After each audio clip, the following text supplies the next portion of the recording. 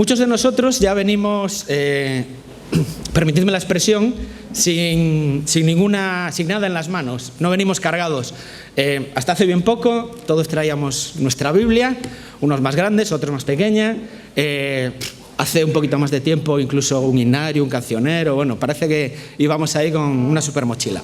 Ahora casi todos utilizamos pues el teléfono y ya venimos más ligeritos. Bueno, casi todos los domingos yo entiendo que la aplicación más utilizada durante el culto es la de YouVersion o alguna habitual de estas, ¿verdad? Hoy, y viendo las caras, sobre todo los jóvenes, posiblemente la aplicación más utilizada sea la de Marca, ¿vale? Porque se está jugando el Celta Depor, ¿vale? Lo han puesto un horario a las 12 y seguro que hay ahí muchos pendientes de ese resultado. Si alguien se levanta a gritar gol, que sea del Celta, por lo menos, ¿vale? Ya metieron, ya, bueno, ya que nos han informado. Muy bien.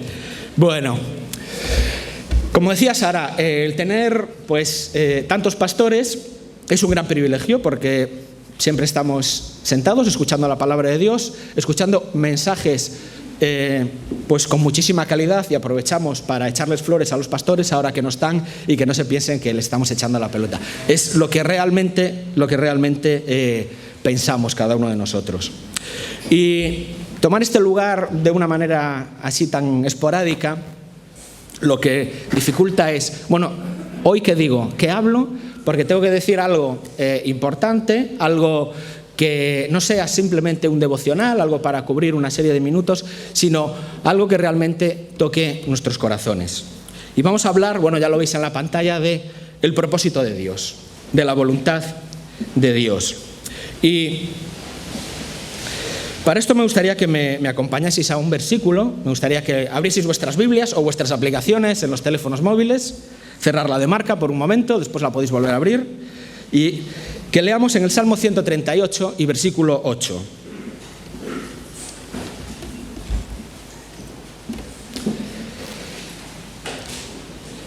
Y la palabra de Dios dice así: el Señor cumplirá su propósito en mí.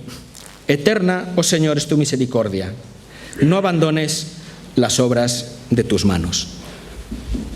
Y bueno, es algo que todos sabemos. Dios tiene un propósito eterno, Dios tiene un plan que se ha ido cumpliendo fielmente a lo largo de la historia. Lo podemos leer desde Génesis, como Dios va decretando asuntos, va decretando aspectos y se van cumpliendo uno por uno.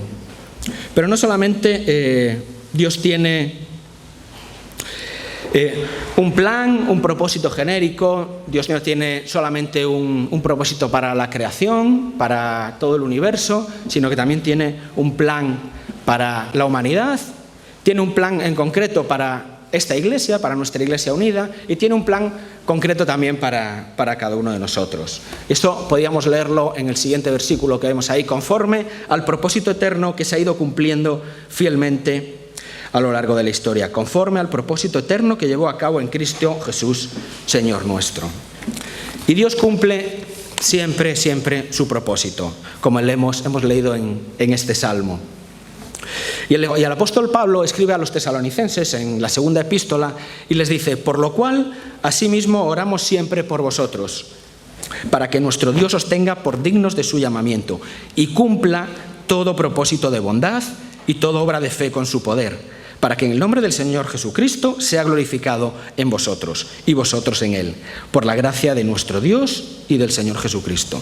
Y ese propósito es un propósito concreto, es un propósito definido por parte de Dios, en el cual Dios mismo nos dice cómo debemos conducirnos, cómo debemos caminar por ese propósito que Dios tiene. Y esto Dios lo hizo también en la antigüedad, y lo hizo con los israelitas. Lo vemos en Deuteronomio, en el capítulo 11 y en los versículos 8 y 9.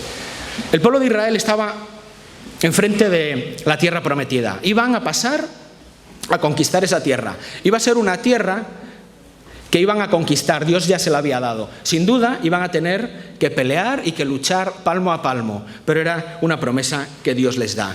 Y Dios le dice: guardad pues todos los mandamientos que yo os prescribo hoy, para que seáis fortalecidos y entréis y poseáis la tierra a la cual pasáis para tomarla, y para que os sean prolongados los días sobre la tierra, de la cual juró Jehová a vuestros padres, que había de darla a ellos y a su descendencia, tierra que fluye leche y miel.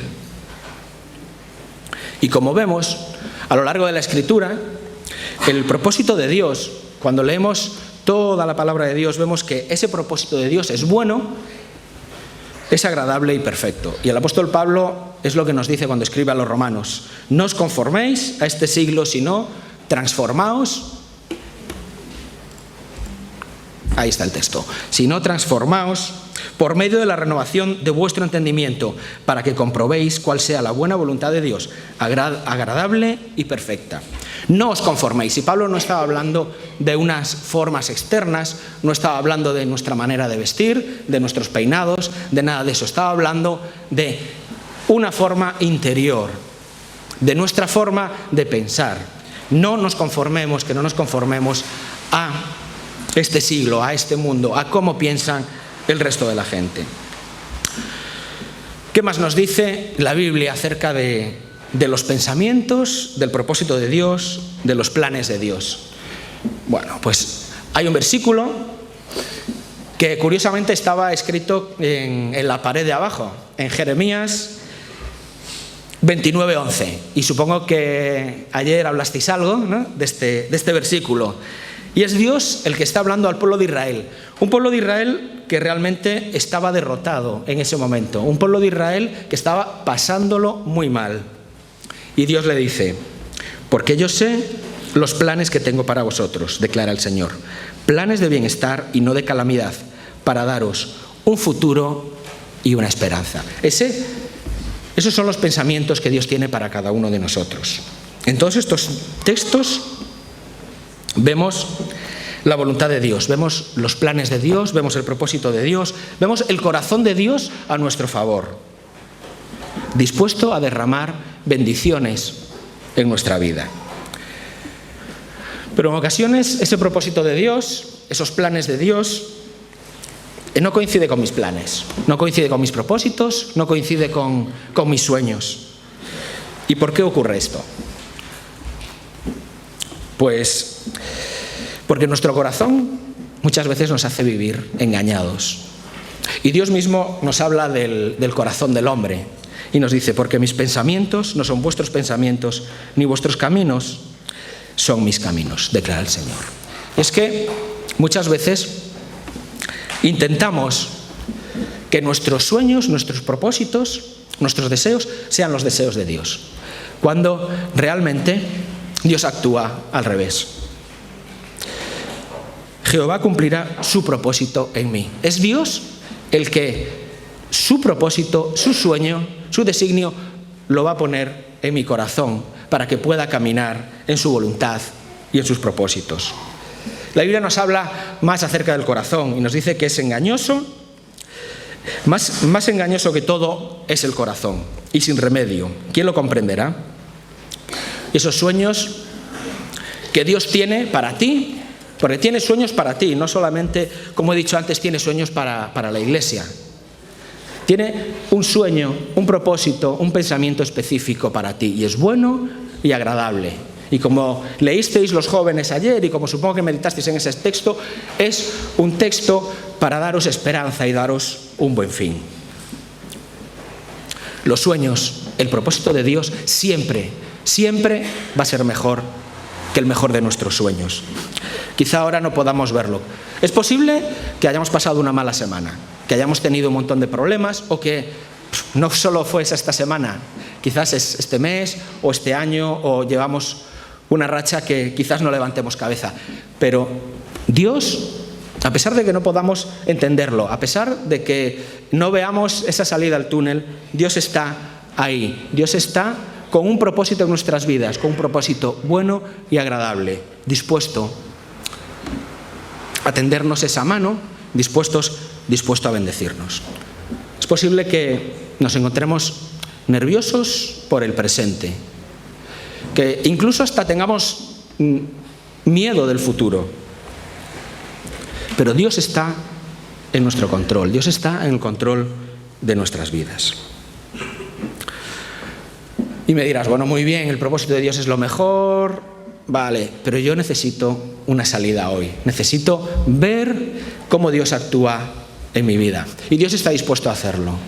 Dios no es el genio de la lámpara al cual tú frotas o oras o lo llamas y te va a responder. ¿Cuántas veces en la Biblia vemos como un creyente ora y es respondido inmediatamente? Pero en otras ocasiones vemos como Dios guarda silencio, como ese creyente, ese hombre, esa mujer pasa por dificultades, por problemas, a pesar de estar haciendo la voluntad de Dios. Pero vemos como Dios finalmente se remanga, como Dios finalmente actúa, y vemos como finalmente ese propósito de Dios es bueno y agradable con Él.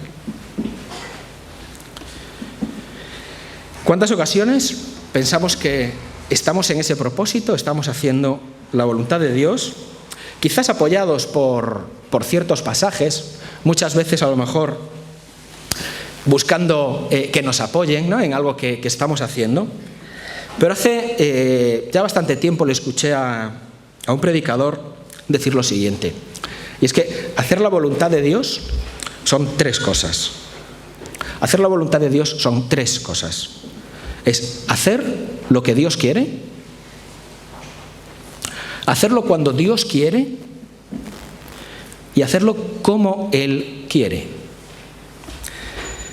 Y vamos a ver tres ejemplos de tres personas en las Escrituras, de tres creyentes que para nada son dudosos de su entrega, pero que en un momento puntual de su vida parecía, e incluso podemos apoyar que estén haciendo la voluntad de Dios, pero en ese momento no la estaban haciendo.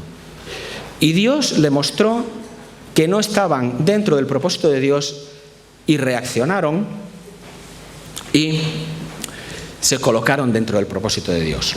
Vamos a ver tres ejemplos.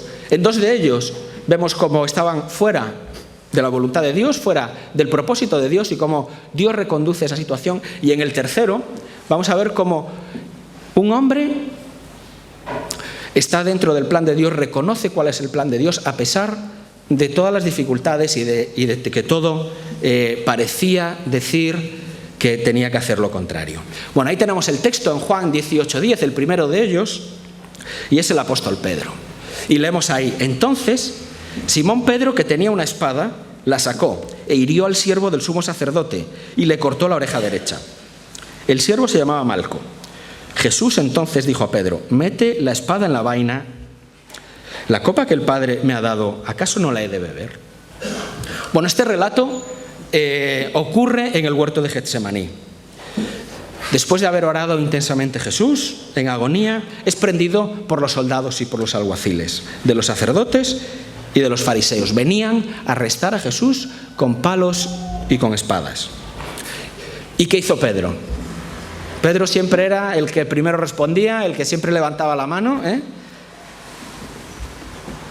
Pues lo que hemos leído, sacó su espada e intentó defender a Jesús. ¿Qué hizo? Pues lo que tantas veces escuchó enseñar a Jesús. ¿Qué dijo Jesús? En Marcos 8:35 podemos leer: porque el que quiera salvar su vida la perderá, pero el que pierda su vida por causa de mí y del Evangelio la salvará. Pedro estaba ante la oportunidad de cumplir lo que Jesús había enseñado.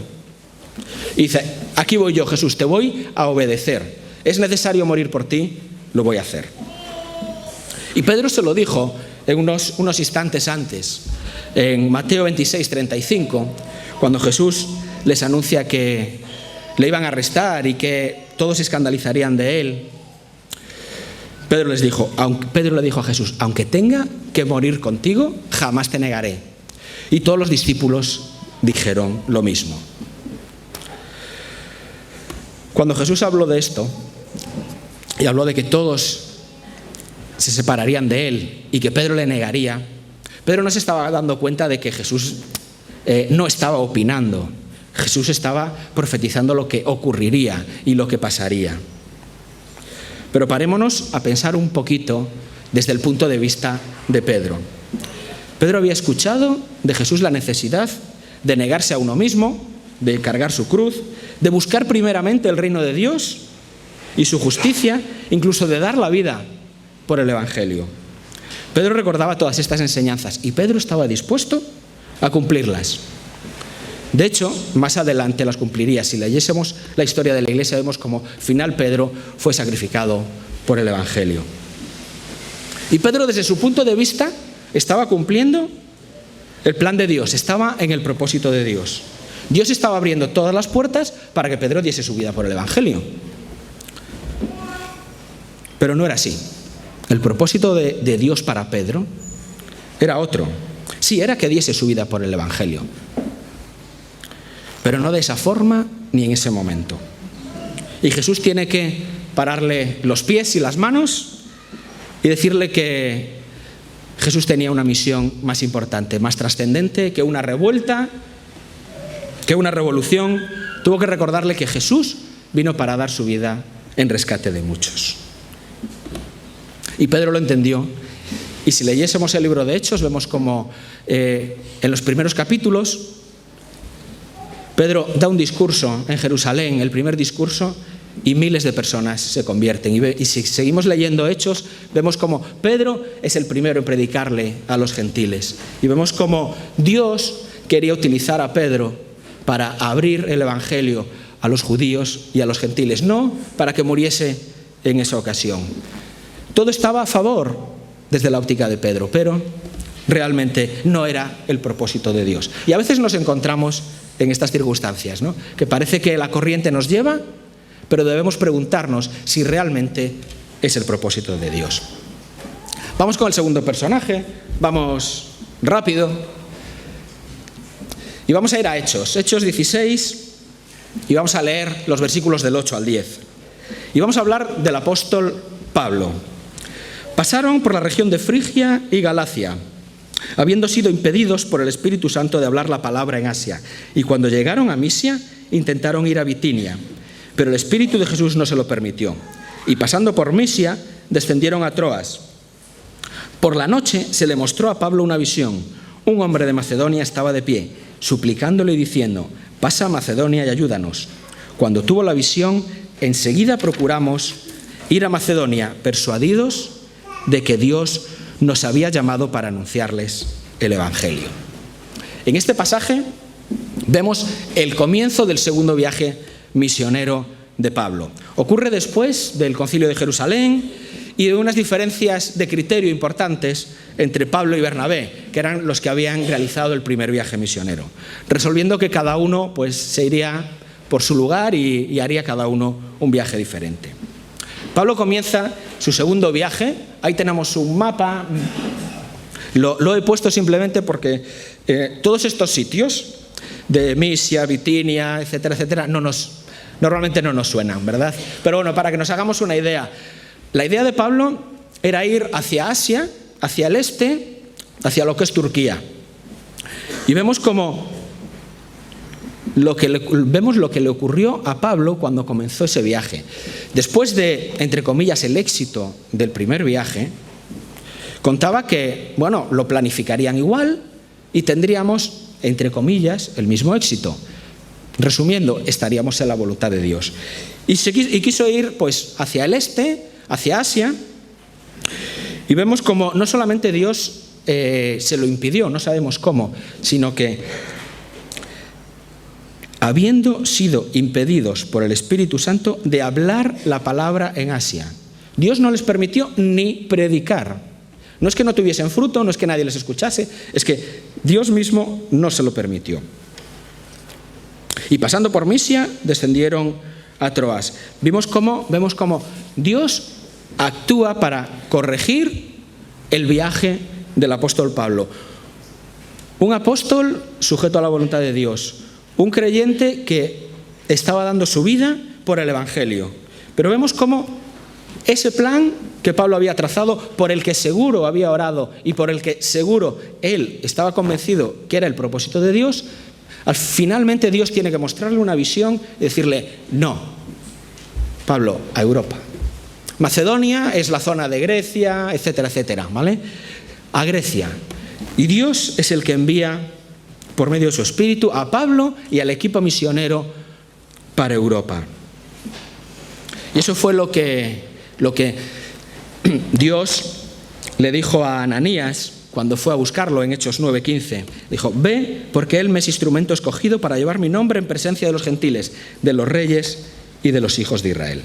Y Dios se tuvo que manifestar a Pablo de este modo. Y Dios le prohibió ir en esa dirección para tomar otra. Y fue así, en parte, como este viaje trajo fruto para la gloria de Dios. Pero pensamos, muy bien, Dios corrige el rumbo de un viaje por el rumbo correcto. Todo van a ser facilidades para Pablo en este viaje. En ese mismo capítulo nos encontramos a Pablo en Filipos, azotado y encarcelado. Muchas veces cumplir la voluntad de Dios, estar en su propósito, requiere sacrificio por nuestra parte. Cómo nos duele, cómo nos cuesta sacrificarnos, pero la voluntad de Dios es esa, es la de ir moldeándonos para que cada día nos parezcamos más a Jesús.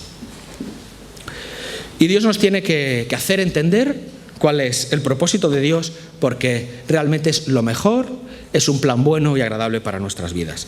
Y vamos a ir con el tercer personaje, ¿vale? Y vamos a ir al primer libro de Samuel, al capítulo 24, y los versículos del 1 al 7. Y vamos a hablar rápidamente del rey David. En estos momentos todavía no había sido coronado, no era el rey. Vamos a leer ese texto. Y en este texto vamos a ver cómo, si en los dos casos anteriores Dios cerró puertas, en este caso parece que esas puertas estuviesen abiertas. Pero que todo vaya bien, que el viento vaya a favor, no quiere decir obligatoriamente, no quiere decir al 100% que eso sea la voluntad de Dios. Vamos a leer estos versículos. Y aconteció que cuando Saúl volvió de perseguir a los filisteos, le dieron aviso, diciendo: he aquí, David está en el desierto de Engadi. Entonces Saúl tomó de todo Israel 3.000 hombres escogidos, y fue en busca de David y de sus hombres por los peñascos de las cabras monteses. Llegó a unos rediles de ovejas en el camino, donde había una cueva, y Saúl entró en ella para hacer sus necesidades. Y David y sus hombres estaban sentados en los rincones de la cueva. Y los hombres de David le dijeron: mira, este es el día del que te habló el Señor. He aquí, voy a entregar a tu enemigo en tu mano y harás con él como bien te parezca. Entonces David se levantó y cortó a escondidas la orilla del manto de Saúl. Aconteció después de esto que la conciencia de David le remordía, porque había cortado la orilla del manto de Saúl. Y dijo a sus hombres: el Señor me guarde de hacer tal cosa contra mi rey, el ungido del Señor, de extender contra él mi mano, porque él es el ungido del Señor. David contuvo a sus hombres con estas palabras y no les permitió que se levantaran contra Saúl. Y Saúl se levantó y salió de la cueva y siguió su camino. Creo que todos conocemos la historia de David. No vamos a ni tan siquiera resumirla, pero sí lo que vamos a decir es que Saúl, antes de este episodio, intentó matar por 3 veces a David. Y por eso David estaba huyendo de Saúl.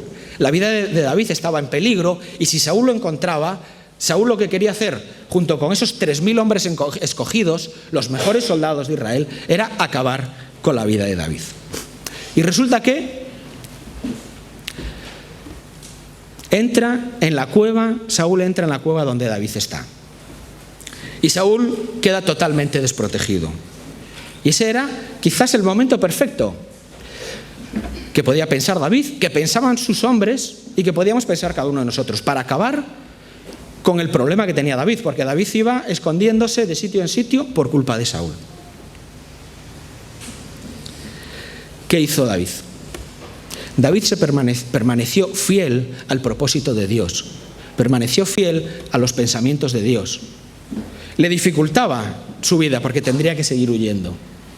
De hecho, más adelante volvió a tener otra oportunidad de volver a acabar con la vida de Saúl, pero no lo hizo. ¿Por qué? Porque él reconocía en Saúl al ungido del Señor. Él reconocía en Saúl al rey de Israel, a su propio rey, y no podía levantar su mano contra él. De hecho, en estos versículos que hemos leído, vemos cómo le remordió la conciencia el recortarle un trozo de su manto. A Saúl no le había tocado, era el manto de Saúl. Y sobre eso tenía remordimientos. Bueno, David no fue un creyente perfecto, lo sabemos, pero la Biblia dice que fue una persona que tenía el corazón de Dios. A pesar de sus fracasos, a pesar de sus errores, Dios reconoce un corazón íntegro en David. Y es lo que vemos en este pasaje, como David tiene un corazón íntegro, un corazón sensible al propósito de Dios y sabe que al ungido de Dios no debía de tocarle. David actuó conforme al corazón de Dios. Cuando lo normal hubiese sido acabar con Saúl, él hizo todo lo contrario. No solo le permitió seguir con vida, sino que tuvo que aplacar la ira de sus hombres. Quiera Dios que estas meditaciones, que estos 3 ejemplos, sean de bendición y de reflexión para nuestra vida. Que estas vidas entregadas a Dios sean un fiel reflejo también para que nuestras vidas sean unas vidas entregadas. Habrá ocasiones, seguramente hoy o esta semana, en las que pensemos que estamos en la voluntad de Dios, que todo va a favor y que no es la voluntad de Dios, no es el plan de Dios. Pensémoslo. Pongamos cada circunstancia de nuestra vida en las manos del Señor. Preguntémosle a Jesús qué es lo que Él haría en cada circunstancia. Y que Dios nos dé la sabiduría y las fuerzas también para poder enfrentar las decisiones que tengamos por delante. Grandes, pequeñas, importantes o sin importancia. Siempre debemos buscar la voluntad de Dios. Porque, como hemos empezado, concluimos, el Señor cumplirá su propósito en mí. Eterna, oh Señor, es tu misericordia. Lo va a hacer por la misericordia que tiene de cada uno de nosotros. No abandones la obra de tus manos. Y es que la obra de las manos de Dios eres tú y soy yo, somos cada uno de nosotros. Y Dios, por su misericordia, no nos va a abandonar en ningún momento y va a cumplir su propósito en cada uno de nosotros. Que el Señor nos bendiga. Sí, Padre, gracias por la oportunidad que tú nos das de alabarte, de bendecirte, Señor. Gracias por esas canciones, Señor, que hijos tuyos han compuesto y que nos acercan tanto a ti, Señor. Gracias también por tu palabra. Ella nos habla siempre directamente a nuestro corazón y a nuestras vidas, Señor. Danos la suficiente sensibilidad, Señor, para no solamente ser oidores de la palabra, sino sobre todo, Señor, hacedores. Haznos cada día que pase parecernos más a tu Hijo Jesús, Señor, y que podamos con nuestras vidas llevar gloria y honra a tu nombre. En el nombre de Jesús. Amén.